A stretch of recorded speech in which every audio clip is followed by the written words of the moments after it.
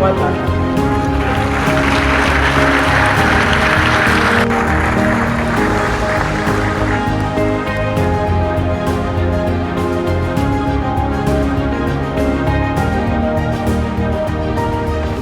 I'm delighted to welcome our visitors to Rwanda, at least for those that have traveled from different parts of the world to be here with us today, and for every one of you that is present this morning to the Mobile World Congress Africa 2022 conference.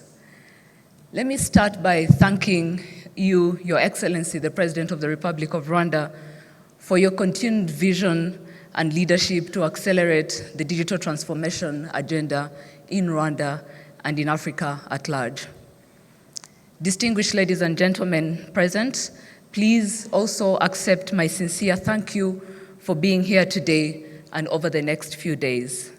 Your presence, especially during the hectic last quarter of the year, is a clear testament of the importance and commitment you have towards supporting Africa's agenda of mobile-enabled transformation and connectivity, and we don't take this for granted.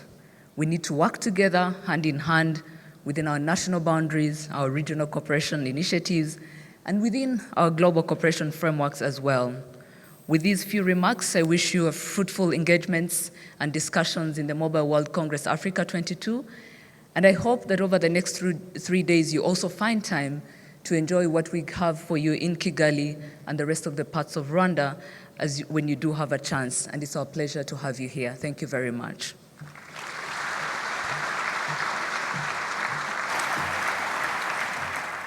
Rwanda has been in the forefront of prioritizing and driving digital transformation and acceleration of all its citizens.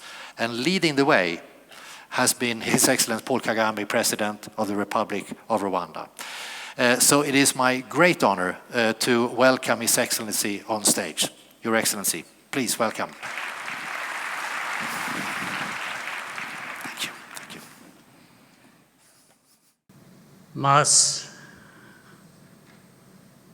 Director General of GSMA, senior officials and business leaders, members of the diplomatic corps, distinguished ladies and gentlemen. It's a real pleasure to be joining you for the opening of the first in-person Mobile World Congress Africa. I welcome you all to Rwanda. We are very pleased to host you. I wish to thank GSMA for choosing our country as the venue for this year's conference. Digital technologies are a catalytic force for development in Africa. Yet, almost half of adults in low and middle income countries do not have access to the internet, even when living in areas with broadband coverage. Digital infrastructure is key, but it's not enough. To leverage the potential of connectivity, investments in digital skills and literacy must be integrated in our national policies. In Rwanda, with the support of the private sector, Kigali Innovation City aims to develop a competitive and productive workforce and conducive environment for startups. Africa is home to creative and tech-savvy youth looking for the right platform to contribute solutions. We cannot afford to reduce them to a statistic only or sit idly by as they seek opportunity outside of Africa. Our young people have a lot to offer. We must do our part and keep our promise to them.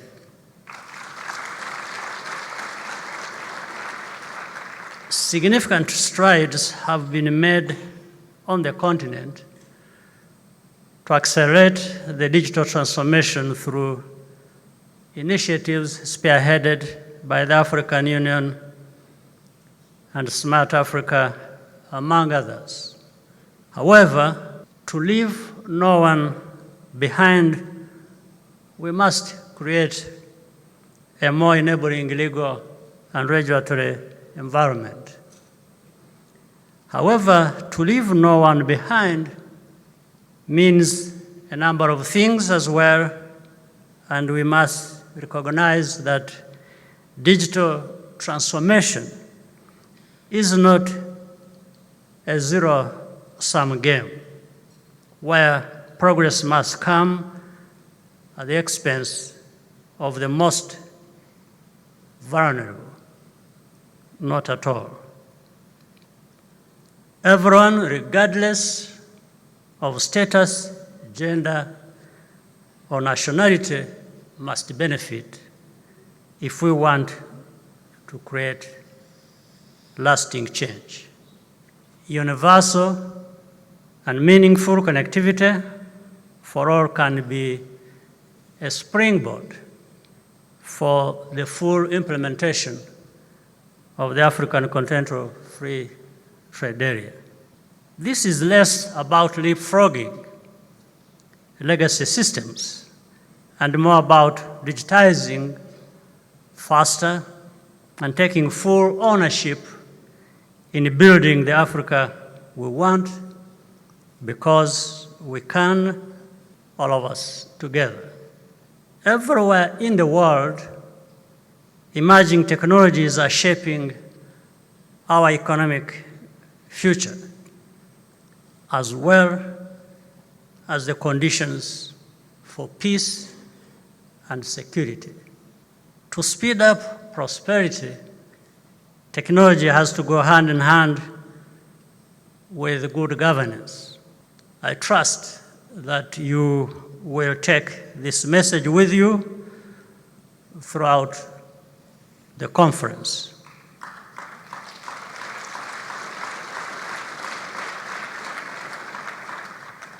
Once again, welcome to Rwanda. I wish you a very productive meeting and a pleasant stay in our country. I thank you for your kind attention.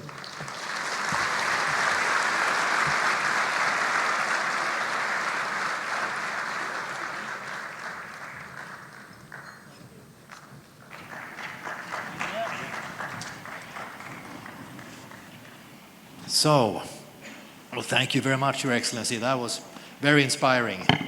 This is not the first time you're giving a speech. Certainly not.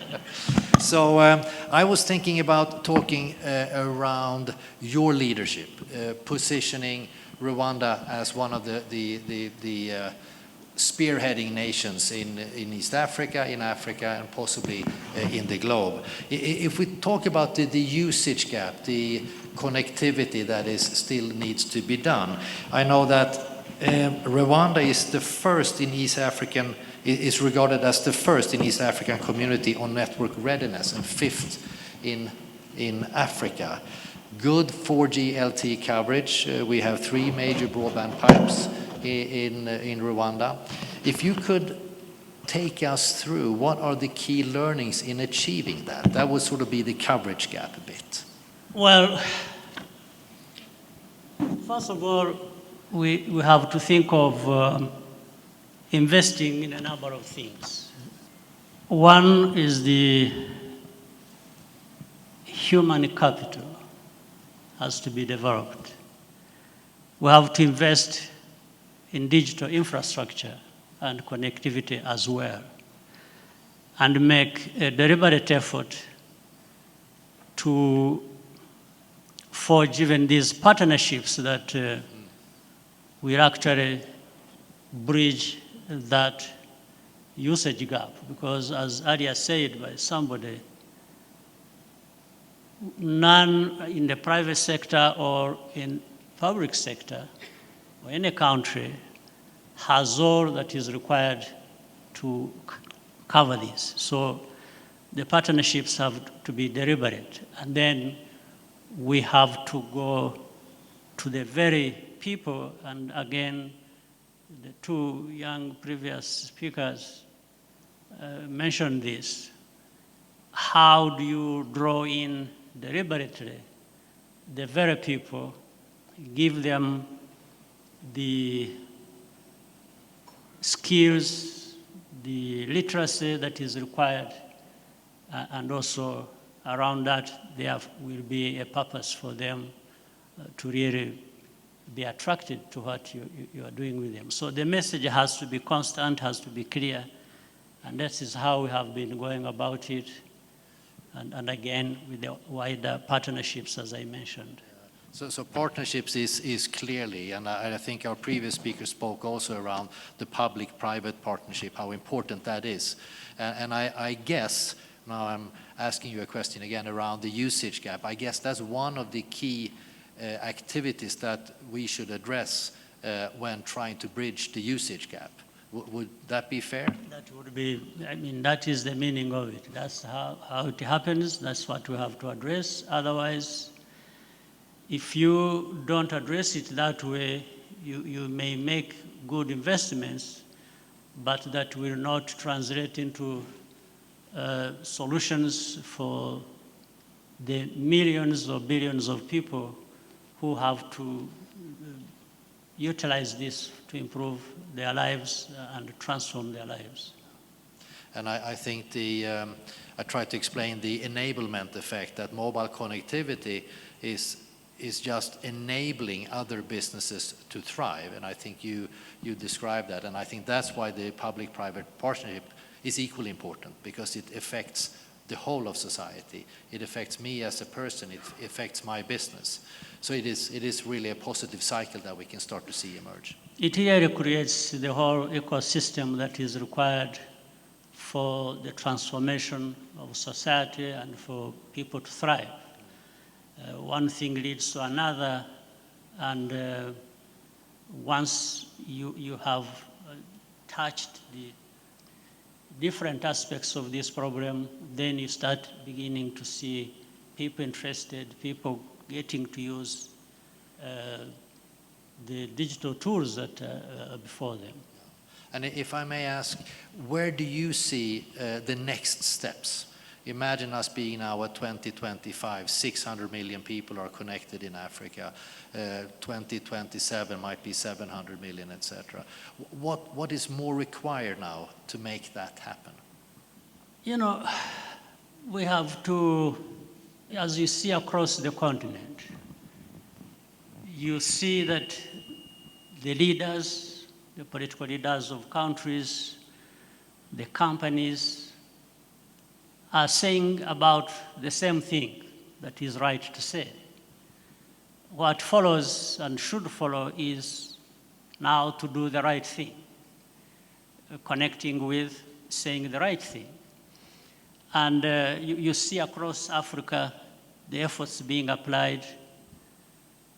The message has to be accompanied with real actions that people have to see take place, and therefore be able to see the results that they can also be measured. I see that people across Africa and beyond are beginning to understand that it's not enough to just have the digital infrastructure. As we have learned that just last year alone, about 1 billion people lived in proximity to broadband network, but were actually not using the internet. So the message has to be that of linking up things in a logical manner that gives you the results you want. You make investments in infrastructure, and you, like we are trying to do in our country here, I'm sure other countries are doing it or even better, train people, give them the digital literacy that is required so that they are able to now utilize the digital infrastructure that has been invested in, and then stop that phenomenon where so many are living near the infrastructure but are not making good use of it. So there has to be always a message of trying to link up things so that they work to the benefit of our society. No, it makes a lot of sense what Your Excellency is saying, making sure that we take action of our words to make it actually happen. So thank you so much. Thank you so much for hosting us here. Thank you so much for inviting us to beautiful Kigali. And I hope that we will have the opportunity to come back many more times. Anytime, you're all welcome. Thank you.